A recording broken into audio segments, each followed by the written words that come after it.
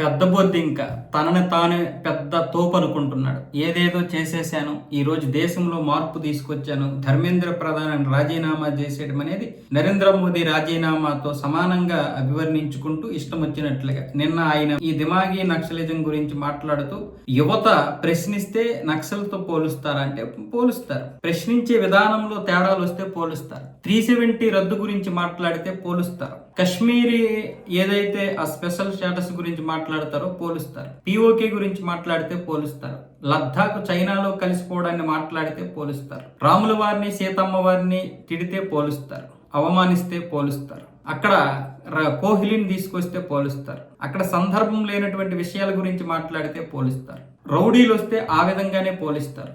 రౌడీల్ని, criminals ని, రేపిస్టుల్ని మీరు encourage చేస్తే నక్సల్సే అంటారు, లేదా ఇంకా దానికంటే పెద్దగానే అంటారు. ఏమని పిలవాలి మిమ్మల్ని? ఏ విధంగా చెప్పాలి మిమ్మల్ని? కేరళలో వందే మాత్రం పూర్తిగా ఆలపించడం మానేశారు. ఇది దేశానికి ఎంత ప్రమాదకరం. నువ్వెందుకు ప్రశ్నించలేదు?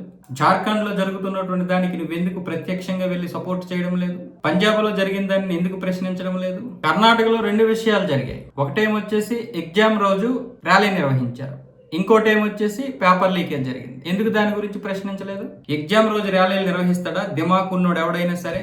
ఇక దాని గురించి నేను బూతులు మాట్లాడుతుంటే నువ్వు ఆవేశపడకు, నీ న్యూస్ విని మిగతా వాళ్ళు ఆవేశపడాలి, నువ్వెందుకు ఆవేశపడుతున్నావు అని మళ్ళీ నన్ను అంటున్నారు నా మిత్రులు. కాబట్టి అలా ఊరుకోవాల్సి వస్తుంది. ఏమనాలి మరి మిమ్మల్ని? నువ్వేదో ధర్మేంద్ర ప్రధాన్ రాజీనామా చేసేసరికి నీ గురించి ఎవరో తెలియదు అనుకుంటున్నావా, లేకపోతే ఏమనుకుంటున్నావు? మంచి పనులు చేయి, చిన్నవైన పెద్దవైన మంచి పనులు చేయి, దాన్ని మేమే సపోర్ట్ చేస్తాం. ఇక్కడ బీజేపీ కాంగ్రెస్ అనేది కాదు, దేశ జాతీయ సిద్ధాంతాలకి భావజాలానికి ముడిపడి ఉంటే ఎవరినైనా ఎంకరేజ్ చేస్తాం. నువ్వు పెద్ద పోటుగాడు, మరి వీటిని ఎందుకు ప్రశ్నించలేకపోయావు?